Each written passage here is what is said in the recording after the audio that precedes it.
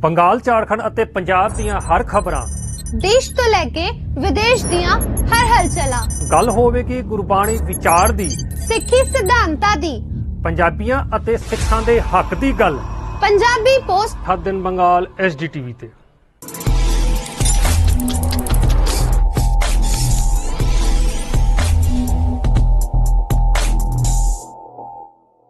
का खालसा वाहिगुरू जी की फतेह। आप सारे दर्शक देख रहे हो पंजाबी पोस्ट 7 दिन बंगाल। ਅੱਜ ਆਪਾਂ ਖੜੇ ਹਾਂ ਝਾਰਖੰਡ ਦੀ ਧਰਤੀ ਉੱਤੇ ਚਾਸ ਬੋਕਾਰੋ।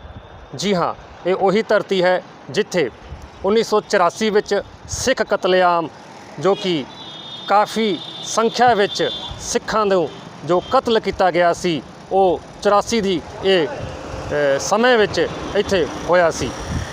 ਲਗਭਗ ਸਿੱਖਾਂ ਦਾ ਆંકੜਾ ਜੇ ਦੇਖਿਆ ਜਾਵੇ ਤਾਂ 150 ਦੇ ਲਗਭਗ ਸਿੱਖ ਪਰਿਵਾਰ ਅਤੇ ਸਿੱਖਾਂ ਨੂੰ ਕਤਲ ਕੀਤਾ ਗਿਆ ਸੀ। ਲੇਕਿਨ ਸਰਕਾਰੀ ਮੁਆਵਜ਼ੇ ਦੇ ਨਾਲ 70 ਤੋਂ 72 ਹੀ ਸਰਕਾਰੀ ਆંકੜਾ ਇਹ ਜੋ ਦਿਖਾ ਰਿਹਾ ਨੇ। ਫਿਲਹਾਲ ਇੱਥੋਂ ਦੇ ਬਜ਼ੁਰਗਾਂ ਨੇ ਪੰਜਾਬੀ ਪੋਸਟ 7 ਦਿਨ ਬੰਗਾਲ ਨੇ ਗੱਲ ਕੀਤੀ ਹੈ ਅਤੇ ਉਹਨਾਂ ਦਾ ਵੀ ਹੁਣ ਕਹਿਣਾ ਹੈ ਕਿ ਸਮੇਂ ਦੀ ਹੁਕੂਮਤ ਤੋਂ ਨਿਆਂ ਮੰਗਣਾ बेकार है ਅਤੇ शायद ਸਿੱਖਾਂ ਨੂੰ ਨਿਆਂ ਮਿਲੂ ਜਾਂ ਨਾ ਮਿਲੂ ਇਹ ਵੀ ਉਮੀਦ ਅਸੀਂ ਛੱਡਦੇ ਰਹੇ ਹਾਂ। ਆਪਾਂ ਗੱਲ ਕਰਾਂਗੇ ਇੱਥੋਂ ਦੇ ਬਜ਼ੁਰਗਾਂ ਨਾਲ ਜਿਨ੍ਹਾਂ ਨੇ ਆਪਣੇ ਅੱਖਾਂ ਨਾਲ ਇਹ ਜੋ ਘਟਨਾਵਾਂ ਨੇ ਉਹ ਵੇਖੀਆਂ ਨੇ। ਵਾਹਿਗੁਰੂ ਜੀ ਕਾ ਖਾਲਸਾ ਵਾਹਿਗੁਰੂ ਜੀ ਕੀ ਫਤਿਹ। ਮੇਰਾ ਨਾਮ ਜਸਵੰਤ ਸਿੰਘ ਰਖੜਾ। ਮੈਂ ਇੱਥੇ ਬੋਕਾਰੋ ਦਾ ਵਾਸੀ ਹਾਂ। ਕੋਆਪਰੇਟਿਵ ਕਲੋਨੀ 'ਚ ਅਸੀਂ ਰਹਿੰਦੇ ਹੁੰਦੇ ਸੀ।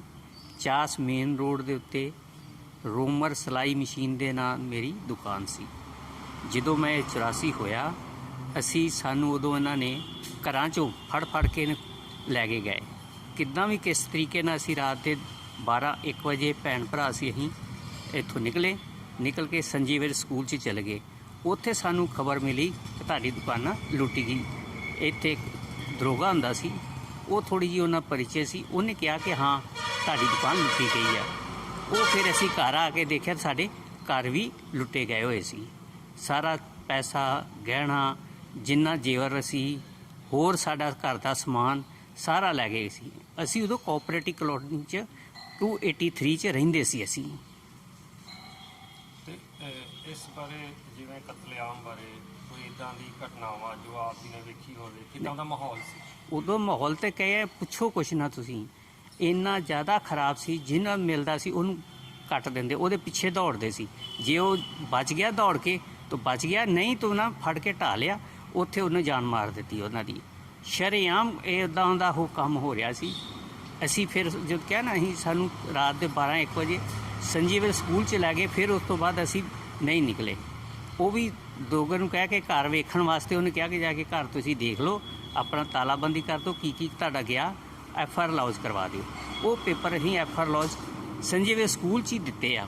ਉਹਦਾ ਸਾਨੂੰ ਕੀ ਹੋਇਆ ਕੀ ਨਹੀਂ ਹੋਇਆ ਸਾਨੂੰ ਅੱਜ ਤੱਕ ਕੋਈ ਪਤਾ ਨਹੀਂ। ਨਾ ਕੋਈ ਡੈਮੇਜ ਮਿਲਿਆ, ਨਾ ਕੋਈ ਪੈਸਾ ਮਿਲਿਆ। ਸਾਨੂੰ ਕੋਈ ਤਰ੍ਹਾਂ ਦਾ ਹੈਲਪ ਨਹੀਂ ਸਾਨੂੰ ਗੌਰਮੈਂਟ ਨੇ ਦਿੱਤੀ। ਪਰਿਵਾਰ 'ਚ ਉਸ ਵਕਤ ਕੌਣ ਸੀ? ਮੰਮੀ ਪਾਪਾ ਸੀ, ਭੈਣ ਭਰਾ ਸੀ, ਮੇਰੀ ਵਾਈਫ ਸੀ। ਉਹ ਦੁਰਗਾਪੁਰ ਗਈ ਹੋਈ ਸੀ, ਪੇਕੇ ਗਈ ਹੋਈ ਸੀ। ਉਹਦਾ ਭਰਾ ਡੈਥ ਕਰ ਗਿਆ ਸੀ, ਉਹਨੂੰ ਦੇਖਣ ਵਾਸਤੇ ਗਏ ਸੀ। ਮਾਂ ਪਿਓ ਵੀ ਮੇਰੇ ਦੁਰਗਾਪੁਰ ਹੀ ਗਏ ਹੋਏ ਸੀ ਉਹਦੀ ਵਿਸੋਸ ਵਾਸਤੇ। ਉਸ ਤੋਂ ਬਾਅਦ ਅਸੀਂ ਇੱਥੇ ਸੰਜੀਵਨ, ਮੈਂ ਮੇਰੀ ਭਰਾ ਇੱਕ ਛੋਟਾ ਸੀ, ਅਸੀਂ ਇੱਥੇ ਤਿੰਨੇ ਜਾਣੇ ਸੀ। ਇੱਥੇ ਕਾਰੋਬਾਰ ਜਿਵੇਂ ਪੂਰਾ ਖਤਮ ਹੋ ਗਿਆ ਤੁਹਾਡਾ? ਟੋਟਲ ਤੁਸੀਂ ਕਿਵੇਂ ਸ਼ੁਰੂ ਕੀਤਾ, ਕਿੱਦਾਂ ਫਿਰ ਤੋਂ ਤਿਆਰੀ ਕੀਤੀ, ਕਿੱਦਾਂ? ਫਿਰ ਕੀ ਜੀ, ਜਿੱਦਾਂ ਜੇ ਸਮਾਨ ਸੀ ਮੇਰੇ ਕੋਲ, ਜਿੱਦਾਂ ਵੀ ਦਾ ਸੀ ਉੱਦਾਂ ਫਿਰ ਮੈਂ ਦੁਕਾਨ ਆਪਣੀ ਸ਼ਟਰ ਥੋੜ੍ਹਾ ਬਹੁਤ ਰਿਪੇਅਰ ਕਰਵਾਇਆ। ਸ਼ਟਰ ਤੋੜਦੇ ਅਸੀਂ ਤਾਲੇ ਤੋੜ ਦਿੱਤੇ ਸੀ। ਫਿਰ ਰਿਪੇਅਰਿੰਗ ਕਰਵਾਇਆ, ਉਹਨੂੰ ਕਰਵਾ ਕੇ ਮੇਰੇ ਤਾਂ ਰਿਪੇਅਰ ਦਾ ਸਿਲਾਈ ਮਸ਼ੀਨ ਦੀ ਰਿਪੇਅਰਿੰਗ ਦਾ ਕੰਮ ਆ। ਮੇਰਾ ਤਾਂ ਪਰਮਾਤਮਾ ਵੱਲੋਂ ਪਹਿਲਾਂ ਅੱਛੀ ਚੱਲਦੀ ਸੀ। ਫਿਰ ਕੁਛ ਦਿਨ ਤੱਕ ਰੁਕਿਆ ਰਿਹਾ, ਫਿਰ ਥੋੜ੍ਹਾ ਆਉਣ ਲੱਗ ਗਿਆ। ਫਿਰ ਉਸੇ 'ਚ ਗੁਜ਼ਾਰਾ ਚੱਲਦਾ ਰਿਹਾ ਆਪਣਾ। ਮਤਲਬ ਪ੍ਰਸ਼ਾਸਨ ਵੱਲੋਂ ਕੋਈ ਹੈਲਪ ਨਹੀਂ ਇਹਨਾਂ ਨੇ ਦਿੱਤੀ ਸਾਨੂੰ। ਵਾਹਿਗੁਰੂ ਜੀ ਕਾ ਖਾਲਸਾ ਵਾਹਿਗੁਰੂ ਜੀ ਕੀ ਫਤਿਹ। ਮੇਰਾ ਨਾਮ ਸੁੱਚਾ ਸਿੰਘ, ਗੁਰੂ ਗੋਬਿੰਦ ਸਿੰਘ ਕਲੋਨੀ ਗੁਰਦੁਆਰਾ ਦੇ ਨੇੜੇ ਰਹਿਣ ਵਾਲਾ। ਉਸ ਵਕਤ ਮਾਹੌਲ ਬਹੁਤ ਹੀ ਖਰਾਬ ਸੀ। ਅਸੀਂ ਪੂਰੇ ਪਰਿਵਾਰ ਗੁਰਦੁਆਰੇ ਕਲੋਨੀ ਰਹਿਣ ਕਰਕੇ ਅਸੀਂ ਇਸ 'ਤੇ ਸੇਫ ਰਹੇ। ਲੇਕਿਨ ਬਾਹਰ ਦਾ ਮਾਹੌਲ ਥੋੜ੍ਹਾ ਜਿਹਾ ਮੈਂ ਸੁਣਿਆ ਕਿ ਬਹੁਤ ਖਰਾਬ ਹੈ। ਸਾਨੂੰ ਉੱਤੋਂ ਵੀ ਦਬਾਅ ਔਰ ਆਪਣੇ ਪਰਿਵਾਰ ਦਾ ਵੀ ਕਿ ਤੁਸੀਂ ਬਾਹਰ ਨਹੀਂ ਨਿਕਲਣਾ। ਅਸੀਂ ਰਾਤ ਪਰ ਪਹਿਰਾ ਦਿੰਦੇ ਰਹੇ, ਆਪਣੀ ਕਲੋਨੀ ਨੂੰ ਸੇਫ ਰੱਖਿਆ। ਬਾਹਰੋਂ ਜਿਹੜੇ ਆਉਂਦੇ ਸੀ ਸਾਡੀ ਕਲੋਨੀ ਤੋਂ ਦੂਰ ਹੀ ਰਹੇ, ਲੇਕਿਨ ਸਾਡੇ ਗੁਰਦੁਆਰੇ ਦੇ ਲਾਗੇ ਛਾਗੇ ਨਹੀਂ ਆ ਸਕੇ। ਕਲੋਨੀ ਵੀ ਸੇਫ ਰਹੀ। ਹੋਰ ਤੇ ਸੈਕਟਰਾਂ ਜਿਹੜੇ ਲੋਕ ਰਹੇ ਉਹਨਾਂ ਨਾਲ ਬੜਾ ਨੁਕਸਾਨ ਹੋਇਆ। ਇਕੱਲੇ ਨੂੰ ਫੜ ਕੇ ਮਾਰਿਆ ਉਹਨਾਂ ਨੇ, ਜਿੱਥੇ ਵੀ ਘੇਰਾ ਆ ਗਿਆ। ਔਰ ਇਹ ਕਰੀਬ 5-7 ਦਿਨ ਇਤਨਾ ਲਗਾਤਾਰ ਚੱਲਦਾ ਹੈ। ਪ੍ਰਸ਼ਾਸਨ ਨੇ ਕੋਈ ਮਦਦ ਨਹੀਂ ਕੀਤੀ। ਹੁਣੇ ਤੱਕ ਤੇ ਪ੍ਰਸ਼ਾਸਨ ਕਹਿ ਰਹੀ ਨੇ ਕਿ 72 ਨੇ ਮੌਤਾਂ ਹੋਈਆਂ ਸੀ, ਤੇ ਆਪਣੇ ਹਿਸਾਬ ਦੇ ਨਾਲ ਕਿੰਨੀਆਂ ਕੁ ਮੌਤਾਂ ਦਾ ਅਨੁਮਾਨ ਲੱਗ ਸਕਦਾ ਹੈ? ਅਸਲ ਗੱਲ ਜੇ ਕਿ ਜਿਹੜੇ ਆਪਣੇ ਸਿੱਖ ਪਰਿਵਾਰ ਉਹ ਤੇ ਪਛਾਣੇ ਗਏ, ਤੇ ਜਿਹੜੇ ਮੋਨੇ ਸੀ ਜਿਨ੍ਹਾਂ ਨੂੰ ਲੋਕਾਂ ਨੂੰ ਪਤਾ ਸੀ ਕਿ ਪੰਜਾਬੀ ਬੋਲੀ ਬੋਲਦੇ ਨੇ, ਉਸ ਹਿਸਾਬ ਨਾਲ ਵੀ ਅਣਜਾਣ ਬਹੁਤ ਹੀ ਇਸ ਤਰ੍ਹਾਂ ਹੋਏ ਜਿੱਦਾਂ ਕਿ ਇਹਨਾਂ ਨੇ ਰਿਕਾਰਡ ਜਿਹੜਾ ਨਹੀਂ ਰੱਖਿਆ। ਕਰੀਬ ਲਗਭਗ ਮਤਲਬ 100-150 ਤੋਂ ਘੱਟ ਨਹੀਂ ਹੋਣਗੇ, ਜ਼ਿਆਦਾ ਹੀ ਹੋਣਗੇ, ਘੱਟ ਤੋਂ ਘੱਟ ਨਹੀਂ ਹੋਣਗੇ। ਲੇਕਿਨ ਉਹਨਾਂ ਨੇ ਮਤਲਬ ਉਹਨਾਂ ਦੀ ਪਛਾਣ ਉਹਨਾਂ ਦੀ ਇਹੋ ਕੀਤੀ ਕਿ ਜਿਹੜੇ ਸਿੱਖ ਆ ਉਹਨਾਂ ਦੇ ਇਹਨਾਂ ਰਿਕਾਰਡ ਰੱਖਿਆ। ਬਾਕੀ ਜਿਹੜੇ ਅਦਰ ਸੀ ਮੋਨੇ ਸੀ ਆ ਉਹਨਾਂ ਦਾ ਕੋਈ ਇਹਨਾਂ ਨੇ ਨਹੀਂ ਰਿਕਾਰਡ ਰੱਖਿਆ। ਤੁਹਾਡੇ ਨਾਲ ਕੁਝ ਬੀਤੀ ਹੋਵੇ ਇਦਾਂ ਦੀ ਕੋਈ? ਨਹੀਂ ਜੀ, ਅਸੀਂ ਗੁਰੂ ਮਹਾਰਾਜ ਦੀ ਕਿਰਪਾ ਨਾਲ ਅਸੀਂ ਸੇਫ ਰਹੇ। ਆਪ ਜੀ ਦਾ ਨਾਮ ਅਤੇ ਵਾਹਿਗੁਰੂ ਜੀ ਕਾ ਖਾਲਸਾ, ਵਾਹਿਗੁਰੂ ਜੀ ਕੀ ਫਤਿਹ। ਮੈਂ ਜੋਗਿੰਦਰ ਸਿੰਘ ਜੀ। ਅਸੀਂ ਕੋਆਪਰੇਟਿਵ ਵਿੱਚ ਹੀ 292 ਨੰਬਰ ਕੁਆਟਰ ਵਿੱਚ ਰਹਿੰਦੇ ਸੀ। ਸਾਡਾ ਗੱਡੀਆਂ ਦਾ ਕਾਰੋਬਾਰ ਸੀ। ਉਹਦਾ ਰਾਂਚੀਵਾਲ ਡੈਮ ਬਣਦਾ ਸੀ, ਉੱਧਰ ਗੱਡੀਆਂ ਸਰਦਾਰਾਂ ਦੀਆਂ ਬਹੁਤ ਗੱਡੀਆਂ ਉੱਥੇ ਚੱਲਦੀਆਂ ਸੀ। ਉੱਥੇ ਵੀ ਜਿੰਨੇ ਦੋ ਛੜ ਗੱਡੀਆਂ ਵਾਲੇ ਉਹ ਭੱਜ ਪੈਂਦੇ ਸੀ ਵੀ ਇਹਦੀ ਗੱਡੀ ਮੈਂ ਸਾਂਭਾਂਗਾ, ਉਹਦੀ ਗੱਡੀ ਮੈਂ ਸਾਂਭਾਂਗਾ, ਵੱਢ ਦਿਓ, ਕੱਟ ਦਿਓ, ਸਾਰਿਆਂ ਨੂੰ ਮਾਰ ਦਿਓ, ਕੋਈ ਇੱਥੋਂ ਜਾਵੇ ਨਾ। ਜੰਗਲ ਵਿੱਚ ਜੰਗਲ ਸੀਗਾ, ਡੈਮ ਬਣਦਾ ਸੀ। ਉਹ ਜਿਹੜੀ ਕੰਪਨੀ ਆ, ਉਹ ਕੰਪਨੀ ਬੜੀ ਦਮਦਾਰ ਸੀ। ਉਹਨੇ ਫਿਰ ਉੱਥੇ ਰਾਂਚੀ ਤੋਂ ਮਿਲਟਰੀ ਭੇਜੀ, 80 ਕਿਲੋਮੀਟਰ ਸੀ। ਉਹ ਮਿਲਟਰੀ ਫਿਰ ਸਾਨੂੰ ਕੈਂਪ 'ਚ ਲੈ ਆਈ ਰਾਂਚੀ।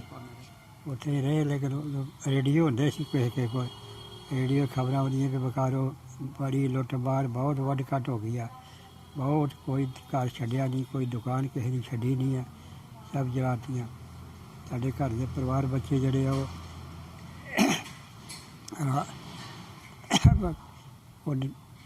ਮੇਰੇ ਸਕੂਲ ਜਾਣ ਦਾ ਟਾਈਮ ਸੀ, ਉਦੋਂ ਕੰਮ ਸ਼ੁਰੂ ਹੋ ਗਿਆ। ਲਾਗੋਂ ਕੋਈ ਇੱਕ ਹਿੰਦੂ ਪਰਿਵਾਰ ਸੀਗਾ ਜਿਹੜੇ ਚੰਗਾ, ਉਹਨੇ 2 ਪਰਿਵਾਰ ਸਾਡਾ ਅਤੇ ਇੱਕ ਹੋਰ ਬਾਲ ਬੱਚੇ ਨੂੰ ਉੱਪਰ ਲੈ ਗਿਆ। ਉਹ ਕਹਿੰਦਾ ਵੀ ਇੱਥੇ ਤੁਸੀਂ ਰਹੋ, ਉਹਨੇ ਮਦਦ ਕੀਤੀ। ਬਾਕੀ ਲੁੱਟਣ ਵਾਲੇ ਜਿਹੜੇ ਲੁੱਟਦੇ ਆਪਣਾ ਲੁੱਟਣ ਵਾਲਿਆਂ ਨੇ ਜਦੋਂ ਇੱਕਦਮ ਜਿਹੜਾ ਸਮਾਨ ਸਾਰਾ ਲੁੱਟ ਖਸੋਟ ਕਰਕੇ ਪੂਰਾ ਲੈ ਕੇ, ਜਿਹੜੇ ਮੰਜੇ ਹੁੰਦੇ ਸੀ, ਜ਼ਿਆਦਾ ਮੰਜੇ ਹੁੰਦੇ ਸੀ, ਬਾਹਰ ਕੱਢ ਕੇ ਅੱਗ ਲਾਤੀ, ਫੋਟੋਆਂ ਤੱਕ ਤੋੜ ਦਿੱਤੀਆਂ, ਪੇਟੀਆਂ ਲਵਾਰੀਆਂ ਸਭ ਸਬਰਾਂ। ਸਾਡੇ ਕੋਲ ਗੱਡੀਆਂ ਵਾਲਾ ਕੰਮ ਸੀ, ਲੋਹਾ ਲੱਕੜ ਹੁੰਦਾ ਹੀ ਗੱਡੀਆਂ ਕੋਲ। ਮਾਰ ਸਬਰਾਂ ਥੋੜ੍ਹੇ ਮਾਰ ਤੋੜ ਕੇ ਸਭ ਲੈ ਕੇ ਲੁੱਟ ਕੇ। ਉਹ ਤੋਂ ਬਾਅਦ ਇੱਕ ਹਫ਼ਤੇ ਬਾਅਦ ਰਾਂਚੀਓ ਫਿਰ ਮਿਲਟਰੀ ਦੇ ਨਾਲ ਉੱਥੋਂ ਸਾਨੂੰ ਘਲਾਇਆ ਇੱਥੇ ਕੈਂਪ ਵਿੱਚ। ਉੱਥੋਂ ਉਹ ਨਹੀਂ ਸੀ ਦਿੰਦੇ ਕੈਂਪ 'ਚੋਂ ਕਿ ਬਕਾਰੋ ਮੇਰਾ ਹਾਲੇ ਨਹੀਂ ਜਾਣਾ, ਹਾਲੇ ਕਰਫਿਊ ਲੱਗਿਆ, ਉਹ ਨਹੀਂ ਜਾਣਾ। ਉੱਥੇ ਗੁਰੂ ਨਾਨਕ ਸਕੂਲ ਵਾਲਿਆਂ ਨੇ ਸਾਰਾ ਇੰਤਜ਼ਾਮ ਕੀਤਾ ਸੀ, ਸਰਦਾਰਾਂ ਨੇ। ਉੱਥੇ ਖਾਣਾ ਪੀਣਾ ਚੱਲਦਾ ਸੀ, ਜਦੋਂ ਆਏ ਸੀ ਉੱਥੇ ਕੈਂਪ ਦੇ ਵਿੱਚ। ਉਹ ਖਾਂਦੇ ਪੀਂਦੇ ਰਹੇ। ਮੁੜ ਕੇ ਫਿਰ 2 ਬੱਸਾਂ ਉੱਥੋਂ ਭਰ ਕੇ ਮਿਲਟਰੀ ਦੇ ਫੌਜੀਆਂ ਦੇ ਨਾਲ ਦੇ ਕੇ ਫੋਰਸ ਤੇ ਫਿਰ ਸਾਨੂੰ ਇੱਥੇ ਬਕਾਰੋ ਭੇਜਿਆ। ਅਤੇ ਕੈਂਪ ਦੇ ਵਿੱਚ ਅਸੀਂ ਸਿੱਧੇ ਆਣ ਕੇ ਉਹਨਾਂ ਕੈਂਪ ਵਿੱਚ ਹੀ ਸਾਨੂੰ ਲਾਇਆ। ਰਸਤੇ 'ਚ ਕਿਤੇ ਉੱਥੇ ਹਾਜ਼ਰੀ ਲਾ ਲਈ, 2-3 ਵਾਰ ਚੜ੍ਹਨ ਲੱਗਿਆ, ਬਸ ਇੱਥੇ ਉੱਤਰ ਨਹੀਂ ਦਿੱਤੇ ਬਾਹਰ। ਜਿੰਨਾ ਚਿਰ ਕੈਂਪ ਦੇ ਵਿੱਚ ਜਿਹੜੀ ਮਿਲਟਰੀ ਦਾ ਪਹਿਰਾ ਸਾਰੀ ਮਿਲਟਰੀ ਨੂੰ ਬੁਲਾ ਕੇ ਇੱਕ ਬੰਦੇ ਦੀ ਫਿਰ ਹਾਜ਼ਰੀ ਲਾ ਕੇ ਫਿਰ ਉੱਥੇ ਕੈਂਪ ਵਿੱਚ ਸਾਨੂੰ ਉਤਾਰਿਆ। ਕਿੰਨੇ ਜਣੇ ਆਏ ਤੁਸੀਂ? ਅਸੀਂ ਹੁਣੇ ਮੰਨ ਲਓ 40-50 ਬੰਦੇ ਹੋਣਗੇ। 2 ਬੱਸਾਂ ਆਈਆਂ। ਸਾਰੇ ਡਰਾਈਵਰ? ड्राइवर मालिक है। हाँ जी हाँ जी लोकल उत्थे डैम बनता सी ते सरदारां दी गड्डियां जिन्नियां उत्थे चलदियां सी गड्डियां उद्धर कंपनी वाले कहंदे भी गड्डियां कित्थे लैके जाओगे नुकसान होया गड्डियां छड्ड के उत्थों ही उत्थे मलेठी वाले लै आए नाल सानूं रांची गड्डियां उत्थे छड्डियां मुड़ के गए जदों 15-20 दिन बाद फिर कंपनी ने गड्डियां ते चलो उत्थे अपनी उत्थे सेफ रहियां ते इत्थे ते बकारो विच ते बहुत गड्डी चलाई बहुत लुੱਟ मार घरां नूं जेह्ड़ा समान नहीं खड़न वाला ਉਹਨੂੰ ਅੱਗਾਂ ਲਾਤੀਆਂ ਜਿਹੜਾ ਲੁੱਟਣ ਵਾਲਾ ਲੁੱਟ ਲਿਆ। ਤੁਹਾਡੇ ਆਪਣੇ ਕੋਈ ਜਾਣ ਪਛਾਣ ਦਾ ਇਦਾਂ ਦਾ ਕੋਈ ਘਟਨਾ ਘਟੀ ਬੁਕਾਰੋ? ਬਹੁਤ ਘਟਨਾ ਘਟੀ ਸਾਰੇ ਜਾਣ ਪਛਾਣਦੇ ਸੀ। ਹੁਣ ਜਿੱਥੇ ਤੁਸੀਂ ਰਹਿੰਦੇ ਹੋ ਗੋਬਿੰਦ ਨਗਰ ਤੇ ਲਾਗੇ ਛਾਗੇ ਸਾਰਾ ਜਾਣ ਪਛਾਣੀ ਆ। ਹਾਂਜੀ ਘਟਨਾ ਬਹੁਤ ਜ਼ਬਰਦਸਤ ਘਟਨਾ ਘਟੀਆਂ ਬੜੇ ਬੜੇ ਜਿਹੜੇ ਬੰਦੇ ਬਹੁਤ ਜ਼ਿਆਦਾ ਸ਼ਰੀਫ ਤੋਂ ਸ਼ਰੀਫ ਬੰਦਾ ਵੀ ਜਿਹੜਾ ਸੀ ਉਹਨੂੰ ਵੀ ਛੱਡਿਆ ਨਹੀਂ ਵੀ ਇਹ ਬੰਦਾ ਚੰਗਾ ਨਾ ਬਸ ਜਿੱਥੇ ਮੇਰਾ ਮੌਕਾ ਮਿਲਿਆ ਛੱਡਣਾ ਕੋਈ ਨਹੀਂ ਰਵੇ ਕੋਈ ਨਾ। ਕੀ ਉਮੀਦ ਕਰਦੇ ਜੋ ਸਰਕਾਰਾਂ ਕੋਲ? ਸਰਕਾਰ ਨੇ ਕੀ ਦੇਣਾ ਜੀ 30-35 ਸਾਲ ਹੋ ਗਏ ਤੇ ਅਜੇ ਤੱਕ ਉਹ ਐਵੇਂ ਜੜੇ ਦੇ ਨਿਮਕ ਜਿਹਾ ਪਾਉਣ ਵਾਸਤੇ ਛੇੜ ਦਿੰਦੇ ਕਦੇ ਕਦੇ ਫਲਾਣੀ ਮੁਆਵਜ਼ਾ ਮਿਲਣਾ ਜੀ ਰੌਲਾ ਜਿਹਾ ਪਾ ਕੇ ਫੇਰ ਠੰਡੇ ਹੋ ਜਾਂਦੇ ਮਿਲਣਾ ਹੁਣ। ਵਿੱਚ ਸੁਖਬੀਰ ਬਾਦਲ ਵੀ ਆਏ ਸੀ ਇੱਥੇ ਬਹੁਤ ਦਿਨ ਪਹਿਲਾਂ। ਨਹੀਂ ਉਹ ਤੇ ਉਹ ਦੂਜੇ ਕੰਮ ਨੂੰ ਆਇਆ ਸੀ ਐਵੇਂ ਆਪਣੇ ਨੇਤਾਗਿਰੀ ਦੇ ਹਿਸਾਬ ਨਾਲ ਬਾਦਲ ਹੋਣਾ ਨੇ ਕੀ ਕਰਨਾ ਉਦੋਂ ਦਾ ਤਾਂ ਕੋਈ ਆਇਆ ਨਹੀਂ ਤੇ ਹੁਣ ਜੋ ਕਿ ਆਪਣੇ ਨੇਤਾਗਿਰੀ ਦੇ ਹਿਸਾਬ ਨਾਲ ਹੀ ਆਏ ਸੀ। ਹੋਰ ਸਾਨੂੰ ਬੜਾ ਦੁੱਖ ਹੋਇਆ ਸੀ ਤੇ ਉਦੋਂ ਦੇ ਕਿੱਥੇ ਸੁੱਤੇ ਇਹ ਬੋਲਿਆ ਉਦੋਂ ਆ ਜਿਹੜਾ ਉਹਨੂੰ ਬੜਾ ਦੁੱਖ ਹੋਇਆ ਤੇ ਦੁੱਖ ਤੁਹਾਨੂੰ ਕਾਹਦਾ ਹੋਇਆ ਜਦੋਂ ਤੁਸੀਂ ਕਿਸੇ ਸ਼ਹਿਰ 'ਚ ਕਿਤੇ ਗਏ ਨਹੀਂ ਪੰਜਾਬ 'ਚੋਂ ਬਾਹਰ ਕਿਤੇ ਜਿੱਥੇ ਨੁਕਸਾਨ ਜਿੱਥੇ ਇੱਥੇ ਆ ਕਿਤੇ ਤੁਸੀਂ ਕੋਈ ਪੈਰਵਾਈ ਨਹੀਂ ਕੀਤੀ ਕੁਛ ਨਹੀਂ ਕੀਤਾ ਕਾਹਦਾ ਦੁੱਖ ਵਾ। ਵਾਹਿਗੁਰੂ ਜੀ ਕਾ ਖਾਲਸਾ ਵਾਹਿਗੁਰੂ ਜੀ ਕੀ ਫਤਿਹ। ਮੈਂ ਸੁਖਦੇਵ ਸਿੰਘ ਚਾਸ ਬੁਕਾਰੋ ਤੋਂ ਬੋਲ ਰਿਹਾ। ਇਹ ਰਹਿਣ ਵਾਲਾ 1984 ਨੂੰ 31 ਅਕਤੂਬਰ ਨੂੰ ਇੰਦਰਾ ਗਾਂਧੀ ਦੀ ਡੈਥ ਹੋਈ ਔਰ 1 ਨਵੰਬਰ ਨੂੰ 7 ਵਜੇ ਸਵੇਰੇ 7 ਵਜੇ ਤੋਂ ਮਾਰਕਾਟ ਲੁੱਟਪਾਟ ਦੀ ਵਾਰਤਾ ਸ਼ੁਰੂ ਹੋ ਗਈ ਜੋ ਕਿ ਸਾਡੇ ਚਾਸ ਬਾਜ਼ਾਰ 'ਚ ਬਹੁਤ ਜ਼ਿਆਦਾ ਹੋਇਆ। ਜਿਸੇ ਮੈਂ ਜਿਹਦੀ ਕੱਲੇ ਸਿੰਘ ਦੀ ਬਿਜ਼ਨਸ ਦੁਕਾਨ ਨਹੀਂ ਸੀ ਦੁਕਾਨ ਲੁੱਟੀ ਗਈ। ਕਿਸੇ ਸਿੱਖ ਵੀਰ ਦੀ ਗੱਡੀ ਖਲੋਤੀ ਸੀ ਤੇ ਗੱਡੀ ਜਲਾ ਦਿੱਤੀ ਗਈ। ਹੋਰ ਜੇ ਕੋਈ ਇਕੱਲਾ ਸਿੰਘ ਮਿਲ ਗਿਆ ਤਾਂ ਉਹਨੂੰ ਸਿੰਘ ਨੂੰ ਮੌਤ ਦੇ ਘਾਟ ਉਤਾਰ ਦਿੱਤਾ ਗਿਆ। ਕਿਸ ਤਰ੍ਹਾਂ ਮਾਰਦੇ ਸੀ? ਜਿੱਦਾਂ ਵੀ ਮਾਰਿਆ ਗਿਆ ਬੰਦਾ ਇੱਥੋਂ ਤੱਕ ਵੀ ਹੈ ਕਿ ਗਲਾਂ ਦੇ ਵਿੱਚ ਟਾਇਰ ਪਾ ਕੇ ਸਾੜੇ ਗਏ ਬੰਦੇ। ਕੋਈ ਬੰਦਾ ਮਾਰੇ ਫੜਿਆ ਗਿਆ ਉਹਨੂੰ ਮਾਰ ਘਾਟ ਉਤਾਰ ਦਿੱਤਾ। ਕਿਸੇ ਨੂੰ ਕਿਸੇ ਦੇ ਗਲ 'ਚ ਟਾਇਰ ਪਾ ਕੇ ਮਾਰਤਾ। ਕੋਈ ਖਾਲੀ ਦੁਕਾਨ ਬੜੀ ਆ ਉਹਦੇ 'ਚ ਤੇਲ ਉਲ ਪਿਆ ਉਹਦੇ 'ਚ ਫੜ ਕੇ ਉਹਨੂੰ ਤੇਲ ਫੜ ਕੇ ਫਿਰ ਸਾੜ ਦਿੱਤਾ। ਇਹੋ ਜਿਹੀ ਹਾਲਾਤ ਸੀ। ਔਰ ਸਾਡੇ ਚਾਸ ਕਲੋਨੀ 'ਚ ਵੀ ਲੁੱਟਮਾਰ ਕਰਨ ਨੂੰ ਆਉਂਦੇ ਰਹੇ ਲੇਕਿਨ ਇੱਥੇ ਸਿੰਘ ਜ਼ਿਆਦਾ ਹੋਣ ਦੇ ਕਾਰਨ ਇਸ ਕਲੋਨੀ ਨੂੰ ਨਹੀਂ ਕੁਛ ਛਤੀ ਪਹੁੰਚਾ ਸਕੇ ਕਿਉਂਕਿ ਇੱਥੇ 100 ਸਿੰਘ ਆਪਣਾ ਹੈਗਾ ਸੀ। ਕੁਛ ਬਾਹਰੋਂ ਡਰਾਈਵਰ ਲੋਕ ਆ ਗਏ ਸੀ ਜਿਨ੍ਹਾਂ ਦੇ ਨਾਲ ਸੰਖਿਆ ਵੱਧ ਗਈ ਔਰ ਇੱਥੇ ਤੱਕ ਉਹ ਨਹੀਂ ਪਹੁੰਚ ਪਾਏ। ਤੁਸੀਂ ਸਾਰਿਆਂ ਨੇ ਮੋਰਚਾ ਲਾ ਕੇ ਰੱਖਿਆ? ਅਸੀਂ ਆਪਣਾ ਸਾਰਾ ਆਪਣੀ ਸੇਫਟੀ ਦਾ ਵਾਸਤੇ ਆਪਣਾ ਮੋਰਚੇ ਬਣਾ ਕੇ ਰੱਖੇ ਸੀ। ਮਨੇ ਕਿ ਸਾਡੇ ਗੁਰਦੁਆਰੇ ਤੋਂ ਉਹ 500 ਮੀਟਰ ਦੂਰ ਹੀ ਰਹਿੰਦੇ ਰਹੇ। ਦੂਰ ਹੀ ਰਹਿ ਕੇ ਆਪਣੇ ਨਾਅਰੇਬਾਜ਼ੀ ਕਰਕੇ ਵਾਪਸ ਚੱਲ ਜਾਂਦੇ ਰਹੇ। ਜਦੋਂ ਦਿੱਲੀ ਦੇ ਵਿੱਚ ਇੰਦਰਾ ਗਾਂਧੀ ਦਾ ਮਰਡਰ ਹੋ ਗਿਆ ਔਰ 1 ਤਰੀਕ ਤੋਂ ਬਕਾਰੋ ਦੇ ਵਿੱਚ ਸਿੱਖਾਂ ਦੇ ਉੱਤੇ ਬਹੁਤ ਬੜਾ ਦੰਗਾ ਚਾਲੂ ਹੋਇਆ। ਉਸ ਦੰਗੇ ਦੇ ਵਿੱਚ ਸਿੱਖਾਂ ਦੀਆਂ ਗੱਡੀਆਂ, ਸਿੱਖਾਂ ਦੇ ਘਰ, ਸਿੱਖਾਂ ਦੀਆਂ ਜਨਾਨੀਆਂ, ਲੜਕੀਆਂ, ਨੌਜਵਾਨਾਂ ਨੂੰ ਸੜਕਾਂ 'ਤੇ ਕੱਢ ਕੇ ਉਹਨਾਂ ਨੂੰ ਨਗਨ ਕਰਕੇ ਉਹਨਾਂ ਦੀ ਬੇਇੱਜ਼ਤੀ ਕਰਕੇ ਬਲਾਤਕਾਰ ਕਰਕੇ ਬਹੁਤ ਜ਼ਿਆਦਾ ਬਰਬਾਦੀ ਕੀਤੀ ਗਈ ਔਰ ਬਹੁਤ ਲੋਕਾਂ ਨੂੰ ਜਾਨ ਗਵਾਉਣੀ ਪਈ ਜਿਹਦੇ ਵਿੱਚ ਕਈ ਲਾਸ਼ਾਂ ਜਦੋਂ ਬਾਅਦ ਵਿੱਚ ਅਸੀਂ ਸਾਰਾ ਜਾ ਕੇ ਸਰਵੇ ਕੀਤਾ ਤੇ ਕਈ ਲਾਸ਼ਾਂ ਇਹੋ ਜਿਹੀਆਂ ਜਿਹੜੀਆਂ ਸਾਨੂੰ ਮਿਲੀਆਂ ਨਹੀਂ ਔਰ 100 ਤੇ 55-60 ਦੇ ਕਰੀਬ ਲਾਸ਼ਾਂ ਦਾ ਇੱਕ ਜਗ੍ਹਾ ਦੇ ਉੱਤੇ ਸੰਸਕਾਰ ਕੀਤਾ ਗਿਆ।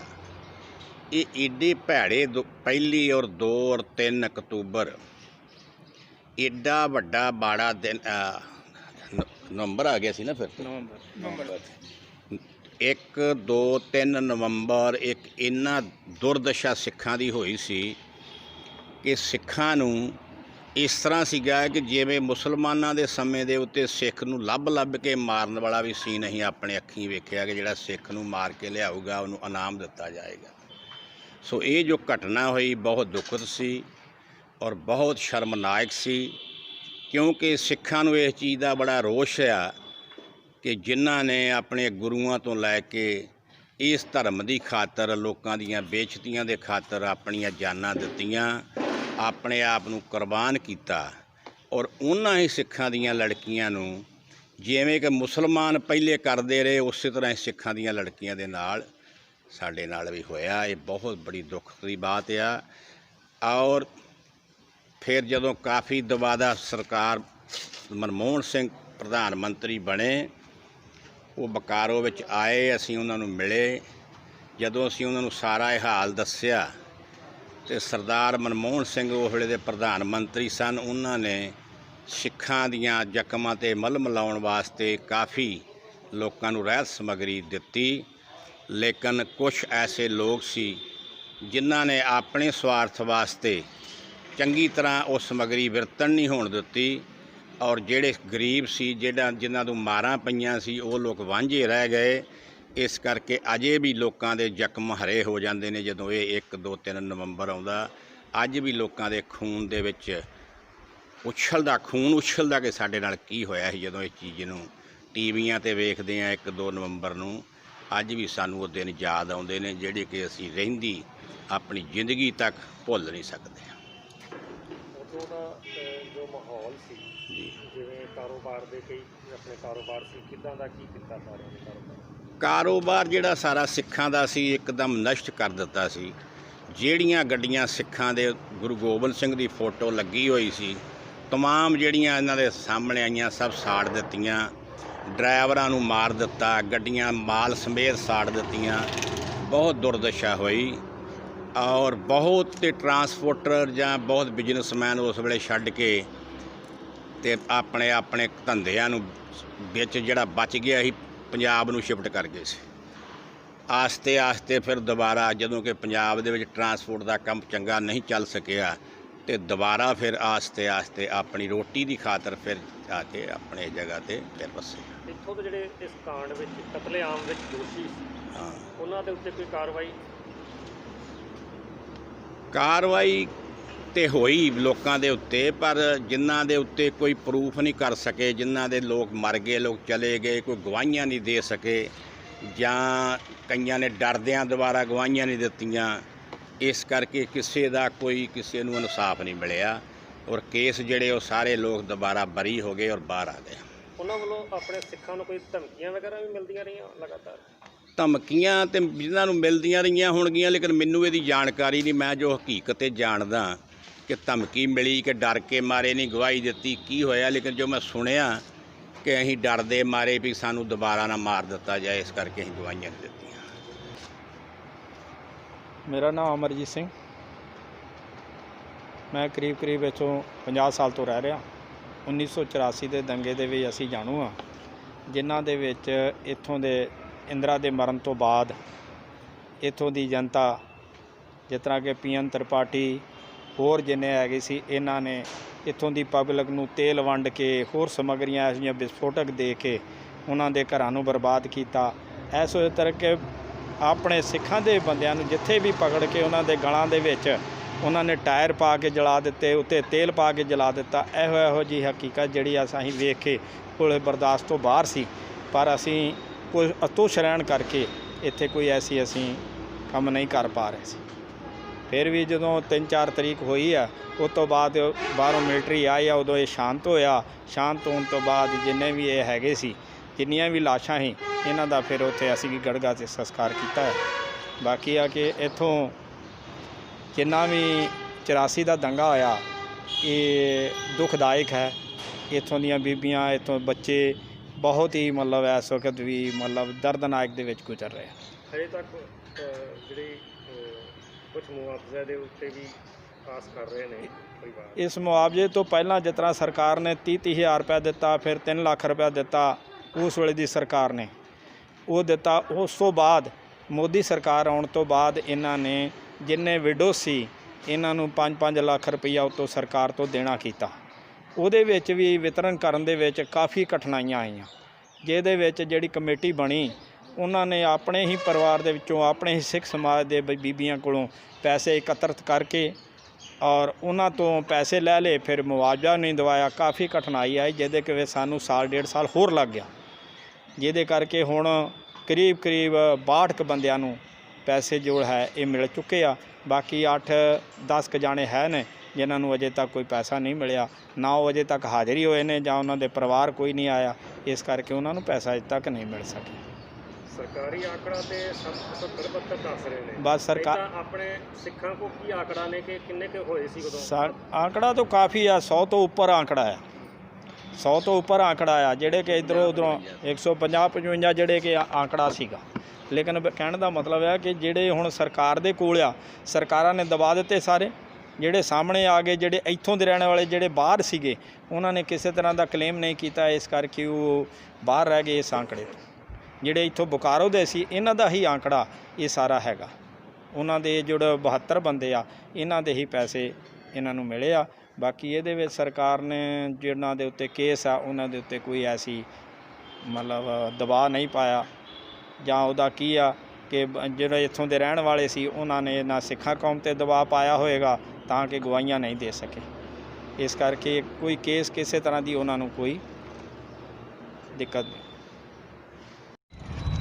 ਹੁਣੇ ਆਪਾਂ ਗੱਲ ਕਰ ਰਹੇ ਸੀ ਬਜ਼ੁਰਗਾਂ ਦੇ ਨਾਲ ਜਿਨ੍ਹਾਂ ਨੇ 1984 ਦੇ ਕਤਲੇਆਮ ਦੀ ਜੋ ਘਟਨਾਵਾਂ ਹੈ ਉਹਨਾਂ ਨੇ ਆਪ ਬੀਤੀ ਦੱਸੀ ਹੈ, ਤੇ ਨਾਲ ਦੇ ਨਾਲ ਇਹ ਵੀ ਦੱਸਿਆ ਹੈ ਕਿ ਕਿਵੇਂ ਸਾਡੀਆਂ ਭੈਣਾਂ ਬੀਬੀਆਂ ਦੇ ਨਾਲ ਜੋ ਕਿ ਇੱਕ ਘਿਨੌਣਾ ਕੰਮ ਕੀਤਾ ਗਿਆ। ਸਿੱਖਾਂ ਦੇ ਜੋ ਕਾਤਲ ਸੀ ਹਜੇ ਤੱਕ ਅਤੇ ਹੁਣ ਤੱਕ ਸਮੇਂ ਦੀ ਅਤੇ ਪੁਲਿਸ ਪ੍ਰਸ਼ਾਸਨ ਵੱਲੋਂ ਕਿਸੇ ਵੀ ਤਰ੍ਹਾਂ ਦੀ ਉਹਨਾਂ 'ਤੇ ਕਾਰਵਾਈ ਨਹੀਂ ਹੋਈ ਅਤੇ ਬਾਇੱਜ਼ਤ ਉਹ ਘੁੰਮ ਰਹੇ ਨੇ। ਹੁਣ ਤਾਂ ਨਿਆਂ ਤੋਂ ਉਮੀਦ ਹੀ ਉੱਡ ਗਈ ਹੈ ਸਿੱਖਾਂ ਦੀ। ਸਾਡਾ ਮਕਸਦ ਇਹੋ ਹੈ ਕਿ ਜੋ ਨੌਜਵਾਨ ਹੈ ਉਹ ਇਸ ਤੋਂ ਜਾਣੂ ਹੋਵੇ ਕਿ ਅਸਲ ਵਿੱਚ 1984 ਵਿੱਚ ਕੀ ਘਟਨਾ ਘਟੀ ਸੀ, ਤੇ ਇਸ ਘਟਨਾ ਦੇ ਵਿੱਚੋਂ, ਇਸ ਕਤਲੇਆਮ ਦੇ ਵਿੱਚੋਂ ਨੌਜਵਾਨ ਸੇਧ ਲੈਣ ਕਿ ਆਉਣ ਵਾਲਾ ਸਮਾਂ ਅਕਾਲ ਪੁਰਖ ਨਾ ਕਰੇ ਕਿ ਇਦਾਂ ਦਾ ਹੋਵੇ। ਚਾਸ ਬੋਕਾਰੋ ਤੋਂ ਕੈਮਰਾ ਪਰਸਨ ਸੁਜੀਤ ਬੈਨਰਜੀ ਦੇ ਨਾਲ ਮੋਹਨ ਸਿੰਘ, ਪੰਜਾਬੀ ਪੋਸਟ, 7 ਦਿਨ ਬੰਗਾਲ।